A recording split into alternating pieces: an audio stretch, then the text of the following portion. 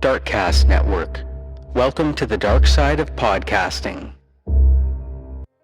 Go no farther. There's nothing in this cave worth dying for.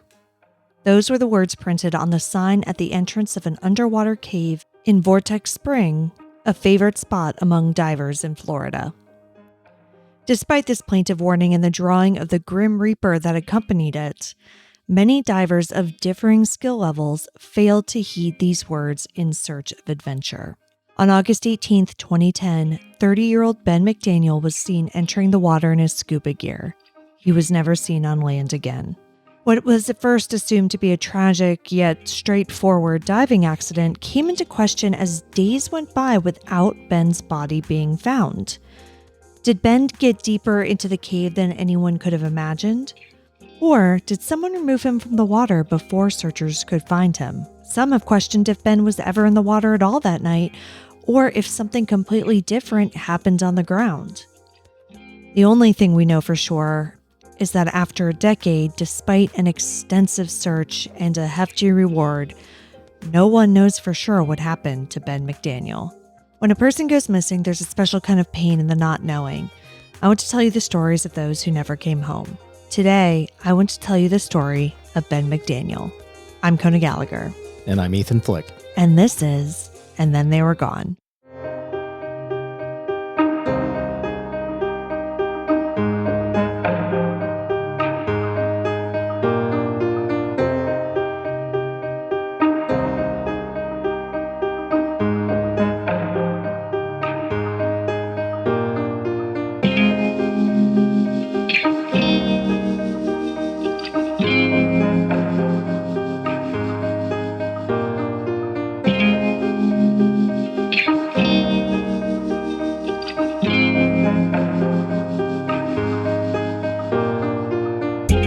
Welcome back, everyone. Welcome back. Thank you for joining us once again. I'm Kona. And I'm Ethan. And we are the husband and wife team behind this podcast. Each week I tell you the story of an unsolved missing persons case. Ethan doesn't know anything about this case going into the episode, and he is here to provide his reactions and questions in real time, hopefully asking some of the same ones that you have at home. Before we get started today, I want to thank Taffany M., who's joined us over on Patreon. Thank you, Taffany, so much for your support. Thank you. As a reminder, you can get episodes early and ad-free at any level on our Patreon. You can also get ad-free episodes by subscribing to us on Apple Podcasts. So now let's get into the case of Ben McDaniel. Benjamin Wayne McDaniel was born on April 15, 1980 to Shelby and Patty McDaniel in Collierville, Tennessee, outside of Memphis. Ben was the oldest of three boys. He had two younger brothers, Tim and Paul. He also had a half-brother, Brad. Now, the McDaniel family was wealthy, but while money certainly helps with a lot of things, it doesn't protect you from tragedy. In 2008, Ben's younger brother Paul died of what was believed at the time to have been a stroke. He was only 22. When you say believed at the time, what does that mean? Well, so it was believed at the time to have been either like a stroke or a heart attack. He was unconscious and was taken to the hospital. It was later found that it was basically related to an opioid overdose. Oh, yikes. Yeah. But the family didn't find that out until much later. Obviously, the entire family was just devastated in general because Paul was only 22. And so along with his brother Tim, Ben started the Paul McDaniel Foundation to raise awareness about strokes and organ donation. Good for them. Mm-hmm. Ben was always an outdoorsy guy, and Paul had been his frequent rock climbing buddy. He attended the University of Memphis, but didn't choose a major that would have kept him indoors and chained to a desk. Instead, he decided on construction management. His free-spirited nature led him to opening his own construction business after his 2004 graduation. Ben got married, and things seemed to be moving along nicely for him. But then, of course, came the 2008 death of Paul. Ben was the one who found his little brother unresponsive in his home. That's really tough. Yeah. So he found him, obviously had no idea what was going on. He tried to clear his airway and perform CPR, and he called 911 when his efforts failed to revive Paul. Paul was rushed to the hospital, but again, didn't make it.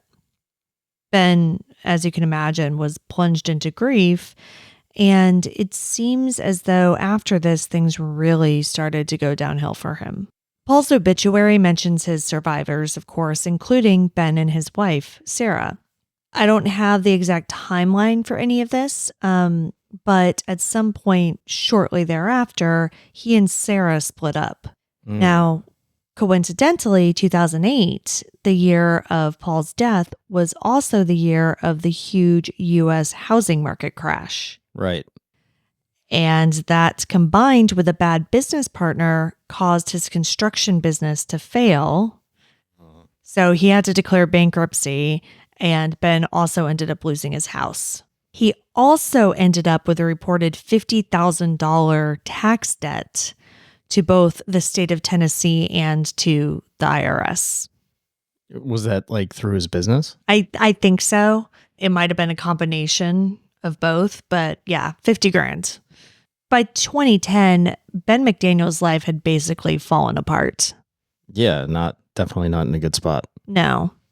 He basically, as you can imagine, fell into a pretty deep depression, with everything just piling on top of each other. And it had to have been difficult for Ben's parents, who are still grieving over Paul's death, to see their other son struggling so much. So they suggested that he get out of Tennessee and basically take a sabbatical. The family had a beach house in Santa Rosa Beach, Florida, and they offered it to Ben. They'd pay his expenses while he took a year off and worked on healing. Jeez, that's nice. I know, right? Ben smartly jumped at the idea. And along with his chocolate lab Spooner, he moved down there in April 2010. Around this time, he also reconnected with an old girlfriend, Emily Greer, who worked as a wetlands biologist. The move to the beach also allowed Ben to rediscover one of his long-held passions, scuba diving. Ben had begun diving when he was 14, taking his tanks into the family pool in Tennessee. He eventually became a certified open water diver, and once he moved to Florida, discovered nearby Vortex Springs. Though Ben lived on the beach, he preferred freshwater diving, and Vortex Springs provided the perfect opportunity as it was located inland just north of Ponce de Leon. Ben soon became a fixture at the springs and on online scuba diving forums. In person, he was hard to miss at 6'1" and 210 pounds. Employees and fellow divers would often see him in the water or on the banks jotting notes in his diving log. Ben had all the right equipment and seemed to know what he was doing. All divers are required to have an open water certification, which Ben had. However, one employee, Chuck Cronin, said that Ben was often overconfident in his diving abilities. For instance, though diving buddy is recommended for safety reasons, Ben often dove alone. But Ben didn't just ignore safety advice. He also broke some pretty serious rules.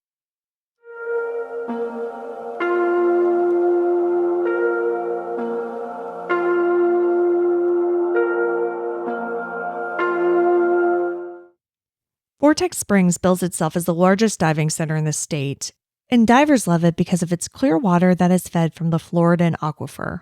There's a cavern full of wildlife at 58 feet deep, which is also a big draw. But the more daring and experienced divers love it for something else. Its cave. The cave at Vortex Springs is 300 feet from the cavern and 115 feet or 35 meters down. At the entrance is the Grim Reaper sign I mentioned in the intro, the one that says, "Go no farther, there's nothing in this cave worth dying for." Despite this, many divers do in fact decide to venture in. But here's what's important to note. Doing so requires an additional certification.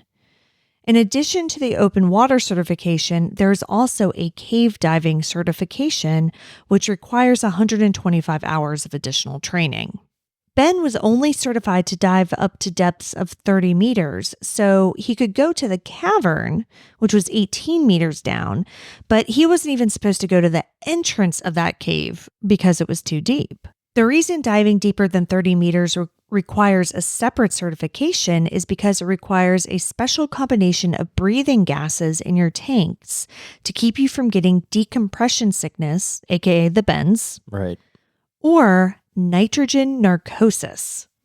Oh, that sounds ominous. Yeah, that's what I thought too, right? And also, like, narcosis made me think of necrosis. And I was like, what is it doing to you? Like, it sounds really scary. Yeah. It's not necrosis. Narcosis is an intoxicating effect that causes dizziness, lightheadedness, elation, euphoria, and anxiety, all potentially causing the diver to make poor decisions and mistakes. Hmm. In severe cases, narcosis can cause debilitating inertia, blindness, unconsciousness, and death. Yikes. Yeah, right? That's some pretty serious symptoms there. Yeah, and definitely not anything you'd want to experience when you're like 35 meters down in a flippin' cave. I want to take a moment right here too and pause to say that I know absolutely nothing about scuba diving because it does not and never has sounded remotely appealing to me. Same. Like, I am claustrophobic. I am scared of the water. I mean, I'm not scared of the water. Like, I go swimming and shit, but I'm scared of what's down there. Like, I don't want to, it is none of my business. I feel like the ocean, like, what is beyond what I can see with my two eyes, like, just like looking in, none of my business. Don't need to know. Yeah. No. Not put there for me. I watched The Abyss when I was a kid, and like, great movie. Probably doesn't hold up. I have no idea, but terrified me of scuba diving. Yeah, listen, I don't know, but I saw James Cameron go down and look at the Titanic, and that was enough for me. Like, it's none of my business. However, luckily for this story, there's a Reddit user by the name of Misadventure Mystery who is apparently a diver. And they did an extensive write-up on Ben's case that included a lot of this technical information. Like, I had no idea that there are multiple certifications and multiple depths and, all that kind of stuff, right? So anything in here that makes it sound as though I know the first thing about diving is mainly because of this person. The Reddit posts, of course, are listed in our sources on the blog. I highly recommend that you read them for yourselves if you're interested in this and, getting a deeper dive. Pun absolutely intended. I was so proud of that. All right. Anyway, all of this is to say that Ben was a decent diver with many years of experience, but he was not extensively trained. Despite this lack of training, many people believe that Ben routinely visited the cave at Vortex Springs, and he was seen in the vicinity of the cave by other divers. Ben's girlfriend, Emily, lived in Tennessee, so in early to mid-August, he returned there for about a week to visit her and his parents. Ben was in great spirits on that trip, and he told Emily that he was looking forward to getting certified as a diving instructor. He also said that he had been researching cave diving with the idea of getting certified in that as well. Ever the entrepreneur, Ben's eventual plan was to open his own diving business. Before leaving Tennessee on August 15th, Ben wrote his parents a note thanking them for helping him through his difficult time. He also promised to return the favor and take care of them in their old age. On August 18th, Ben was back home in Florida and back at Vortex Springs. He did a dive that afternoon, and other divers later reported seeing him near the cave looking around, almost as if he was investigating. After this dive, security footage shows Ben at the dive shop filling his tanks. We don't, however, know what he was filling the tanks with, and this obviously becomes important later. He spent the rest of the afternoon hanging around, testing equipment, and writing in his dive log. It definitely seemed to witnesses that he was gearing up for something. Like going into the cave for the first time? Well, no, not necessarily for the first time, but yeah, because, witnesses had already seen him poking around, right? So maybe diving deeper into the cave. Yeah, but it did. It seemed like he was kind of investigating, getting the lay of the land, so to speak. And was just making a plan. And it turns out that Ben was gearing up for another dive. At 7:30 that evening, Ben went back in. Now, by this time, the dive shop was closed. 2 employees, Chuck Cronin, who I mentioned earlier, and Eduardo Terran, often went on dives after closing up the shop. In fact, they had a tradition of going on Wednesday evening dives specifically, and August 18th was a Wednesday. So they went on their dive, I don't know what time, but earlier. And so by the time Ben was coming in at 7:30, they were basically coming back up. So they saw him with his lighted helmet heading in. Now, even though they knew Ben wasn't certified for cave diving, it was pretty well known that he was going down there anyway. Technically, anyone who dives down deep enough can go into the cave, but as it narrows and gets more dangerous, there's actually a locked metal gate that is basically there to keep inexperienced divers from venturing into a spot that they can't get out of. This all sounds terrifying. Right? Like a sign with I'm sorry, if I'm anywhere and I see a sign with a Grim Reaper and it's like an old pirate sign that is like abandon all hope, ye who enter here. Yeah. I'm out. I'm so far out. No chance. And like a metal gate underwater. Mm-mm. No. And so check this. So in order to access this metal gate, basically you go up to the dive shop, you show the employees, your cave diving certification, and they'll give you the key. And then you take the key underwater and unlock the gate. Mm-mm. It is nope. So scary to me, just even reading about this.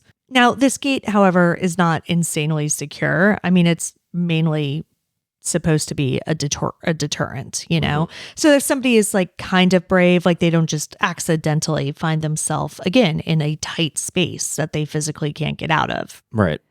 Now, apparently Chuck and Eduardo had suspected that Ben was forcing his way past the gate. So that night, Taryn actually dove down and opened it for him. The idea behind this was that if he was going to go down there anyway, they could at least make it slightly more safe by removing this obstacle. Okay. I don't know about all that, but that's apparently the reasoning. Evening dives were a common practice for Ben, and oftentimes Chuck and/or Eduardo would kind of hang back until they saw the bubbles that indicated Ben was coming back to the surface. On this night, however, the pair left while Ben was still down there.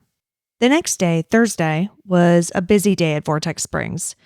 It's the dead of summer in Florida, which is not very pleasant climate-wise for anybody who's been there. Florida in August is not something that people typically write home about. And Vortex Springs isn't just a place for diving. They actually have water slides and a picnic area. It's kind of like a whole park situation. So it attracts a lot of families. Basically, they just had people in and out all day, and nobody apparently noticed that Ben's truck was still in the parking lot. The next morning, though, Friday, employees did notice Ben's truck there. From what it sounds like, they noticed when they first opened or, when the first employees arrived to open, but then they didn't see Ben anywhere. Mm-hmm. So then they started talking to each other, comparing notes, and determined that no one had seen Ben since Wednesday evening. So that is when Eduardo called the police. What I find interesting is that according to a Tampa Bay Times article, the police immediately treated the area like a crime scene, even stringing up yellow crime scene tape. That is curious. I wonder if it is dependent on what Eduardo said to them.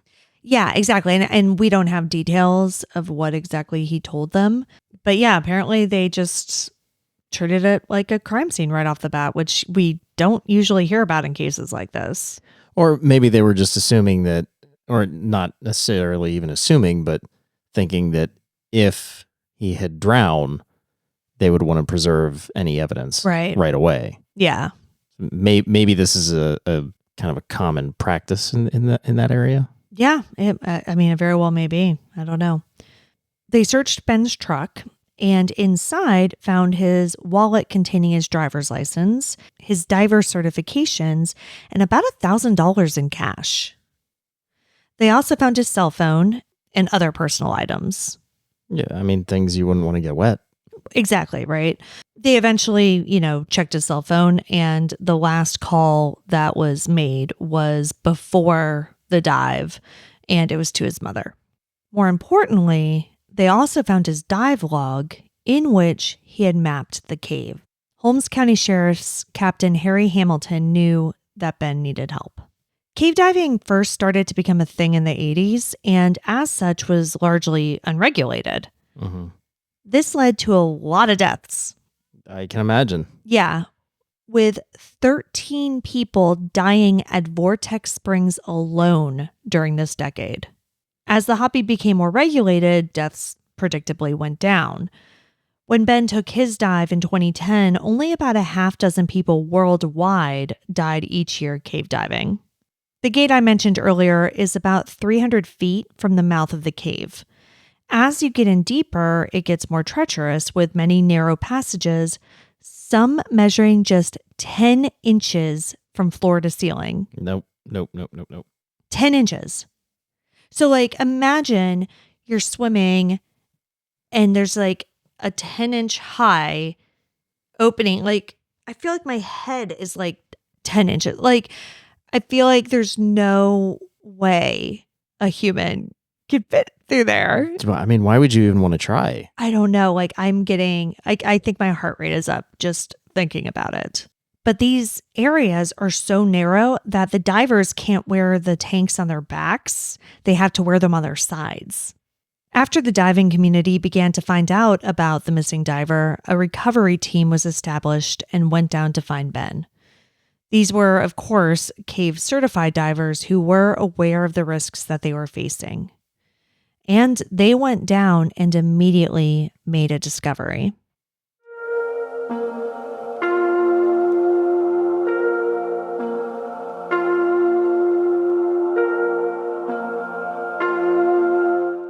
They didn't find Ben, but they did find his decompression tanks.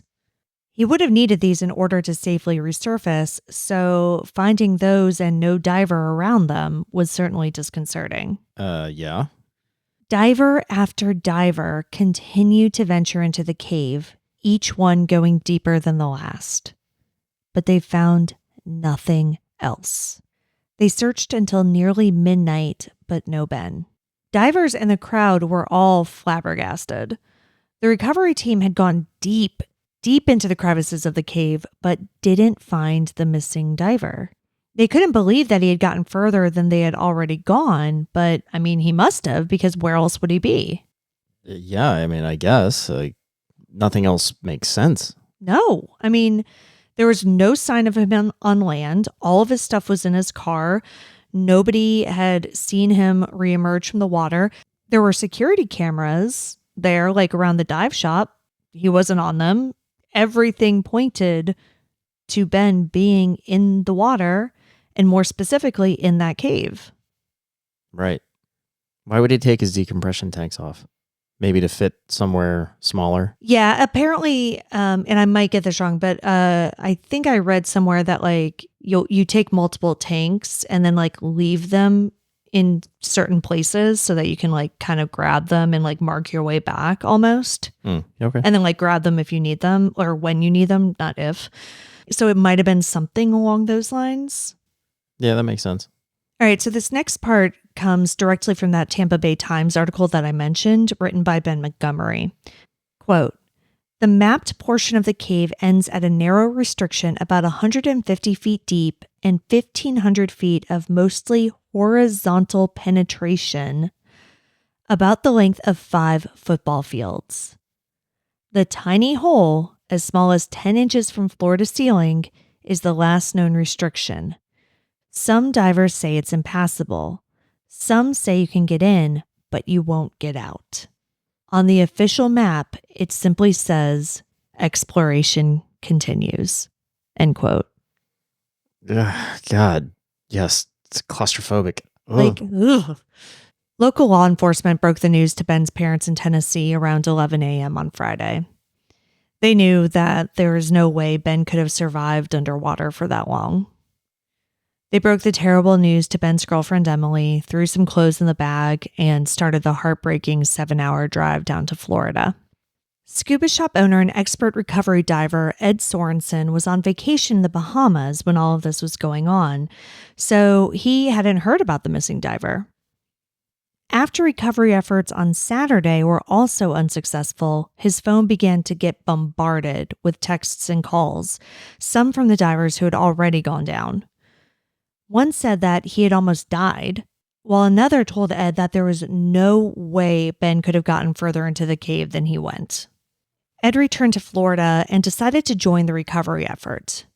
When he went down, he squeezed himself into impossible crevices, venturing 200 feet past the end of the map. Jeez. There, he saw marks on the cave walls that another rescuer had made in order to map his progress, to show how far he had gotten. Yeah. Ed managed to make it another 20 feet after that. But there, he saw no markings, either from a rescuer or from Ben. Not only did he not see any markings or equipment or any indication that Ben had been down there, but if Ben were dead and wedged somewhere he couldn't see, there would have been increased activity from the scavengers. Oh, yeah, right. Yeah, all the eels and the different fish, but there was nothing. Ben was also an inch taller and 20 pounds heavier than Ed, and while that might not be a big difference on land, that's a huge difference when you're talking about squeezing into these tight spaces. For sure. Yeah, I mean, you're talking about a 10-inch space. Yeah. 20 pounds makes it that's a huge difference. A gigantic difference. It even said that at one point, Ed couldn't get through one of the crevices. He had to turn his head sideways in order to make it through. If you're turning your head sideways instead of having it, straight ahead, 20 pounds is that's definitely going to prevent you from getting into that same crevice. Yeah, absolutely. Ed did 3 separate dives. And when he finished, he believed that there was no way that Ben had made it further than he did. So this is a lake, though, right? This isn't Well, yeah, it's like a spring, but yeah. Yeah, it's not like the ocean where it goes on forever or whatever. So right. Did they then did they look for him in other parts of the lake as well? Yes. Yeah. So I'll get into more of the search because they did start to fan out. Obviously, after all of these divers went down and couldn't find them, they're like, okay, well maybe he did made it out of the cave, else. Right? But something else happened. Something happened. Yeah. Yeah. Because so after all these people went down, after Ed did his 3 dives, the basic consensus of the divers is that Ben was not down there. Nevertheless, they kept searching. Rescuers organized dives for 36 consecutive days. Whoa. But they found no further evidence of Ben. The McDaniels, however, were convinced that Ben was still down in that cave somewhere. Searches continued into November, with the McDaniels becoming more frustrated as divers failed to find their son. The following April, the McDaniels offered a $10,000 reward to entice new searchers.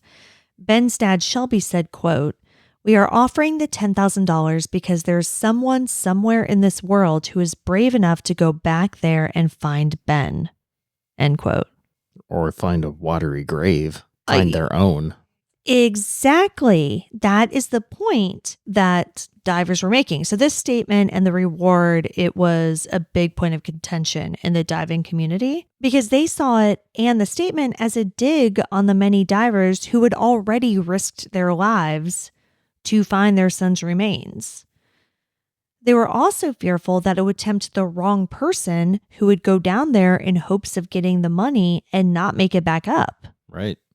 Nevertheless, the reward was eventually raised to $30,000. In 2012, a diver named Larry Higginbottom died in the cave at Vortex Springs. There was no definitive proof that he was diving in hopes of collecting the reward, but many people strongly suspected that that was the case. Cadaver dogs were brought in by the sheriff's department. One reacted strongly to the surface of the water, indicating that there was human decomposition. One reacted less strongly indicating that there was a possibility of human decomposition. However, someone from the health department came in and tested the water in 30 different places. He found no evidence of bacteria that would indicate the presence of decomposition. Now, kind of what you were getting at before with, were they looking in other areas of the water? Yes, the possibility of Ben dying outside of the cave and getting swept away was also investigated. Tracking dogs were used and searches downstream were performed, but nothing was found.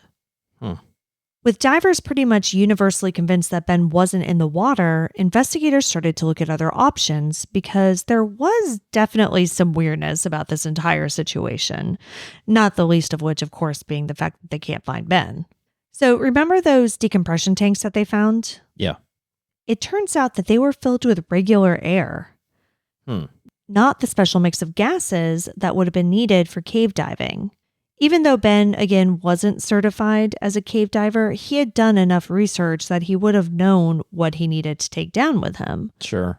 And then also because it does seem as though he had been down in the caves before. So he obviously would have. He had to have known what to put in the decompression tanks. Exactly. And that also seems like a mistake you only make once, right? Like if you put the wrong air in and you somehow survive, you don't do that a second time. Yeah. And you certainly don't put the right mix of air, of gases in the tanks for some dives and then, on a later dive go, oh, I'll just fill these ones with air. Like, yeah, that's not what you do. So they didn't really know what that meant. But it was definitely strange. And they do know they were his tanks. They literally had his name on them. Then there was the fact that Ben's truck wasn't noticed for 2 days. Yes, it was busy, like I said, but his truck was parked in a visible spot. Plus, it was discovered presumably when the employees first got there, in the morning on Friday. So what about the employees? They didn't notice it on Thursday? Yeah. And nobody, or maybe they did. But nobody said anything. Yeah, nobody clocked it as weird, which, okay, fine. Maybe you're thinking that he was getting an early start or whatever and, not a big deal because he was there all the time. But would they have noticed that it was still there when they were closing? Right. Yeah. Plus, there was the fact that Chuck and Eduardo usually stuck around to make sure that Ben made it up safely, but on that particular night, they decided to go back to Eduardo's house for coffee. For coffee? Yeah, which is just like a weird detail. I don't know. But either way, it does seem strange that that was the night that they chose to just take off. Yeah, I'm not 100% on their version of the story. Right. Well, and neither were investigators. So they actually asked them to take polygraphs. And they agreed. And they both passed. Remind me again, was there security footage of their interaction and like Ben going into the water? I don't think so, because I think the security footage was like more around the dive shop. Okay. So I don't think the cameras like were around the water. But I believe, it covered at least like part of the parking lot, for instance. And so I'm sure it showed them leaving. I don't know about that specifically, but I do know that Ben was never seen leaving, for instance. The dive shop owner, Lowell Kelly, told investigators that a wild-eyed man had come by on that Wednesday and asked if it was too late to dive. He gave this information to investigators with the thought that maybe this man had something to do with it, like maybe he abducted Ben. Okay. But Ben, according to Chuck and Eduardo, would have been in all of his dive gear, which wasn't found. Right. And he was a pretty big dude. Again, 6'1", 210 pounds. So like, how do you abduct a big guy in like all of this dive gear without any sign of a struggle? Right. And why? Yes. Right. Why? And what does a wild-eyed guy mean? What that is a sound wild eyes. Yeah.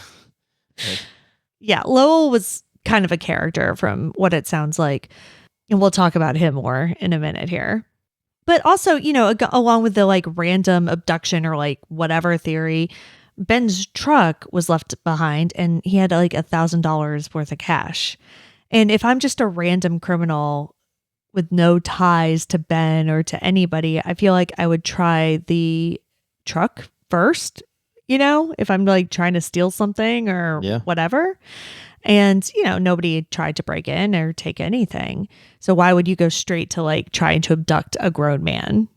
I don't know. I mean, people do wild stuff. I mean, it's true, especially if you have wild eyes, I guess. But, they kind of obviously discarded that theory. And then, as time went on, more and more theories. Like maybe it wasn't this random stranger. Maybe it was somebody in Ben's life, like his ex-business partner. Like maybe he came down to Florida and did something. But like nobody really thought, I mean, that I don't have a lot of details about their partnership and how it went bad and all of that, but it just seemed a little too outside of anything. Like, why would he do it? It was over, Yeah. Yeah. Investigators also, of course, considered the possibility that Ben staged his death and went off to start a new life. Yeah, I mean, that's not outside of the realm of possibilities. No, absolutely not. After all, he had a lot of issues. No job, tax debt, a failed business, no home of his own. On the surface, he seemed like the type of person who would want to just run away and start over and escape his problems. But those closest to him didn't believe that Ben could do that to his parents. He saw what Paul's death did to them, and no one who knew Ben believed that he would willingly inflict that pain on his parents. Plus, Ben was in a good place when he disappeared. Like, yeah, it had been rough for him, but his relationship with Emily was going well, and he was planning for the future. Then there was Spooner, his dog. When police went to Ben's house on Friday, the day he was reported missing, Spooner was there, hungry after not being fed for 2 days. Oh, Spooner. I know.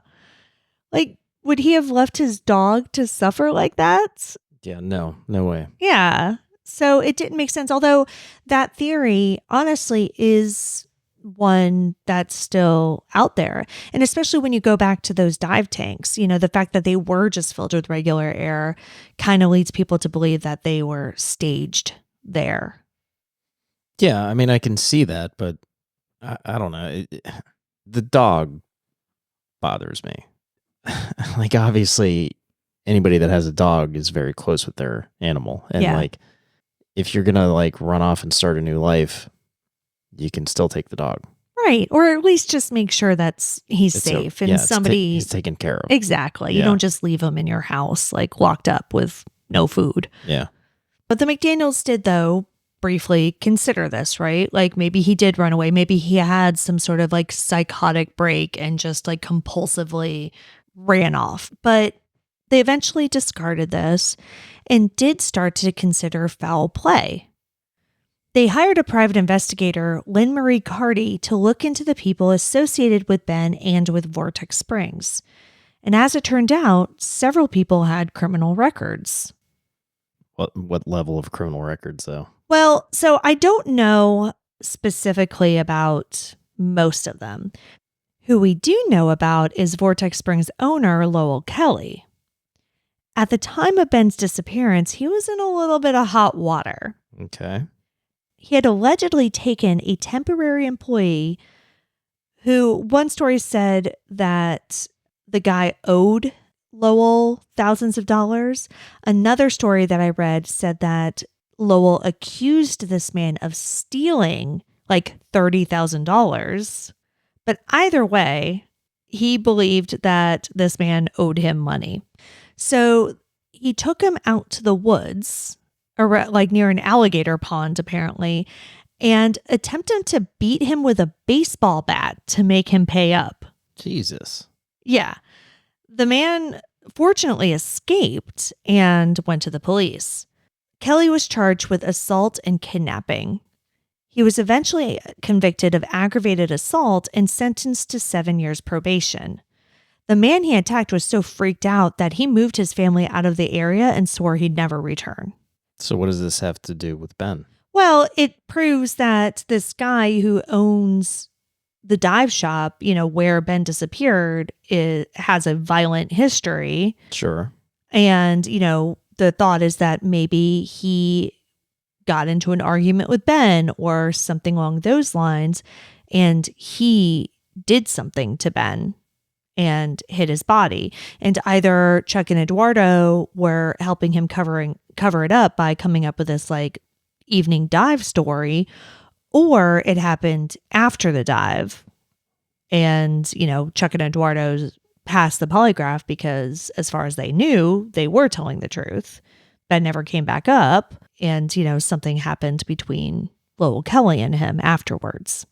But in terms of like a motive that Kelly would have had, I mean, nothing was ever uncovered. Yeah, it's not like Ben has any money. Yeah, but then also, why? I mean, $1,000 is a lot of cash. Well, his parents are rich. His parents are rich. But yeah, I would be interested. I never read anything that said if Ben was the type of person who carried a lot of cash with him, right? If that was a normal occurrence. Because to me, like, it would be absurd to have $1,000 in my wallet unless I was like going somewhere that I needed to pay $1,000 in cash for a particular reason, Right. So I don't know if that's the type of person he was, or if perhaps there was a particular reason that day he had $1,000 in cash on him, and could whatever that reason have something to do with his disappearance. In March 2012, about 19 months after their son went missing, the McDaniels brought in a second round of cadaver dogs. And part of the reason that they did this was to look for clues that would have potentially pointed to Lowell Kelly having had something to do with Ben's disappearance. They didn't find anything, but even if they had, Kelly wouldn't have faced any charges, because by this time he was dead. And he also died under mysterious circumstances. Okay.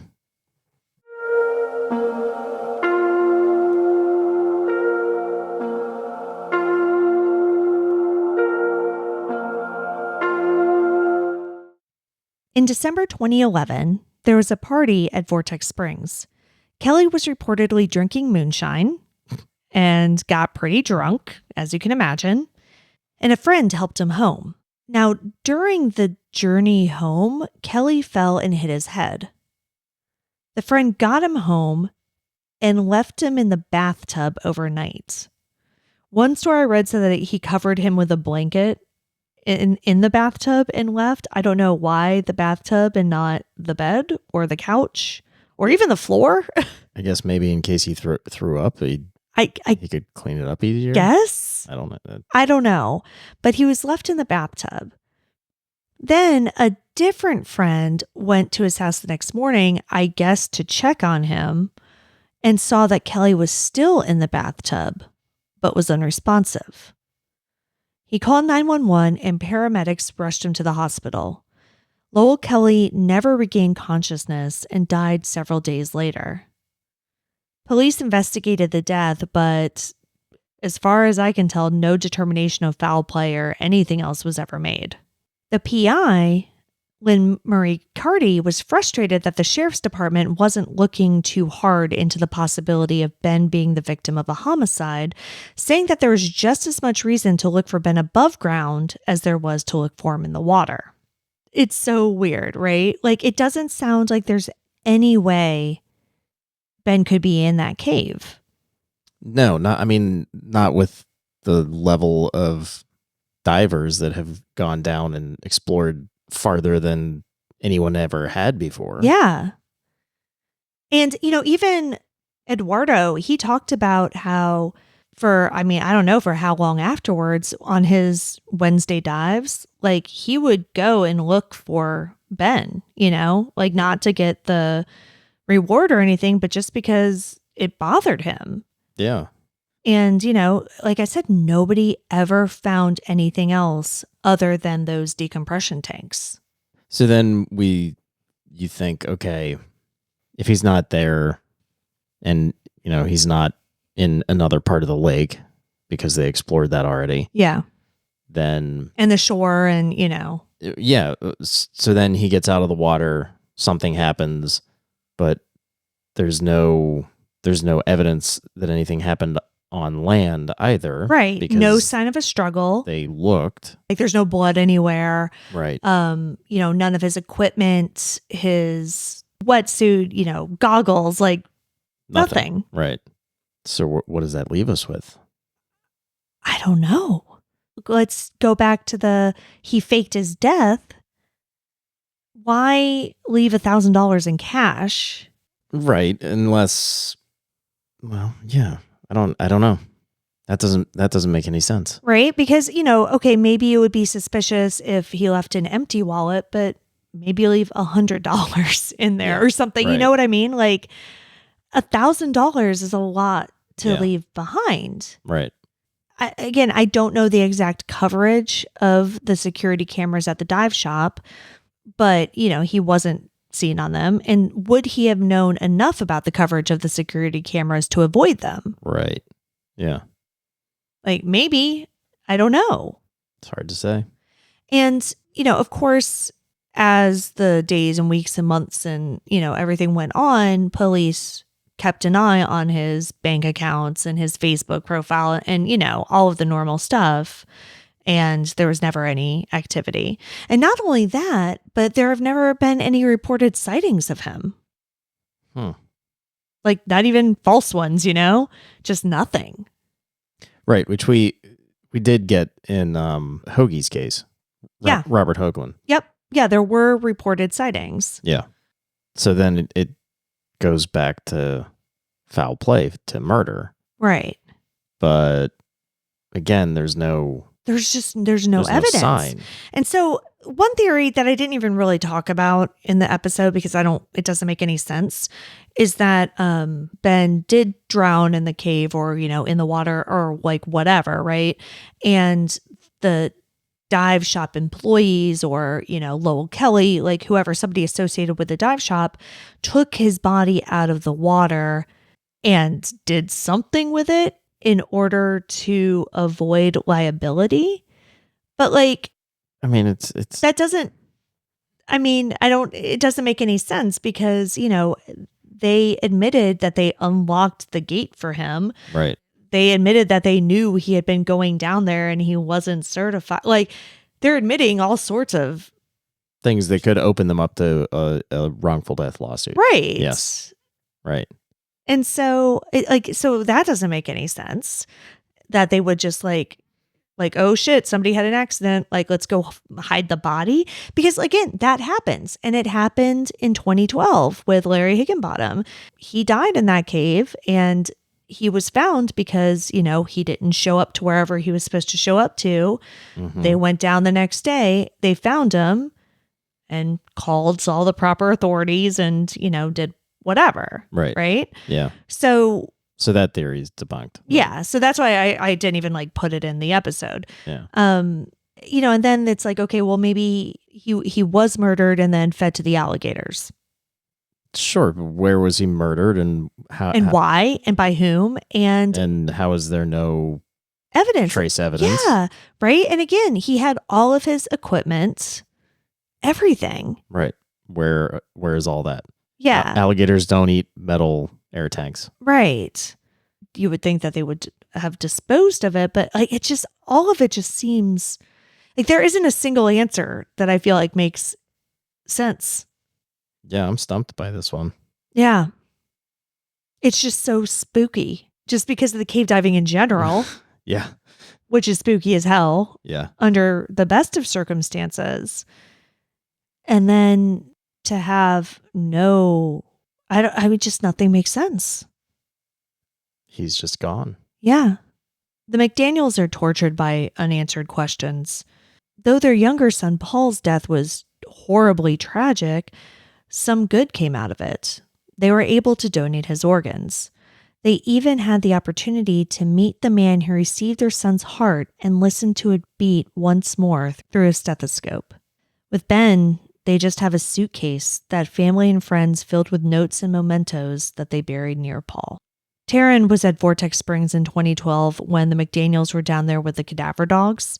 Shelby, Ben's dad, gave him a small granite slab that they had made up. It said, Ben McDaniel, 1980 to 2010, beloved son and brother. He gave it to Taryn, who said he would find a nice place down in the cave to place it. 3 years after Ben's last dive at Vortex Springs, he was legally declared dead. Shelby McDaniel went on to a forum on scubaboard.com about Ben in order to give the divers who had been following Ben's story, some of whom assisted in the recovery efforts, an update. He said, quote, "This upcoming August 18th, he will have been missing 3 years. We miss him. All his furniture and clothes are as it was the day he left to dive at Vortex Springs. I drive his truck now. Of course, his dog Spooner lives with us, as does Paul's dog Emma. We have Paul's bedroom suite as it was when he died of a stroke September 14th, 2008. We miss him too, and Paul lives on as he gave the gift of life to 4 people and his tissue to help others live a better life. His heart recipient comes to see us every year from Dallas." End quote. As of this recording, in December 2023, no further evidence of Ben McDaniel has been found.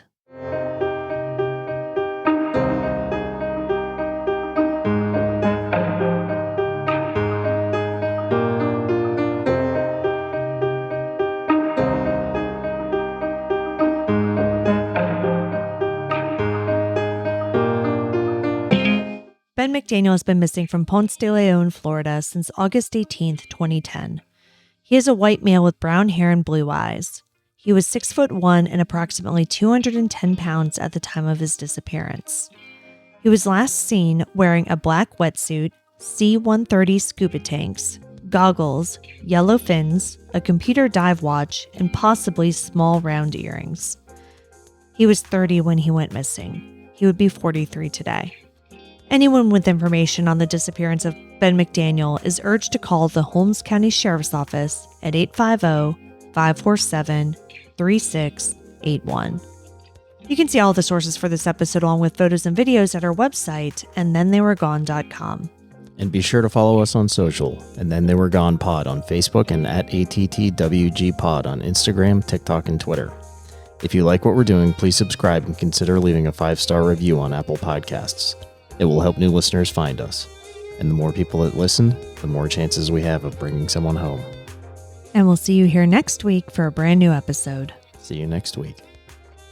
And Then They Were Gone is hosted by Kona Gallagher and Ethan Flick. All research, writing, and editing is done by me, Kona Gallagher. Theme music is The Stork by Ketsa. Additional music is provided by Kai Engel.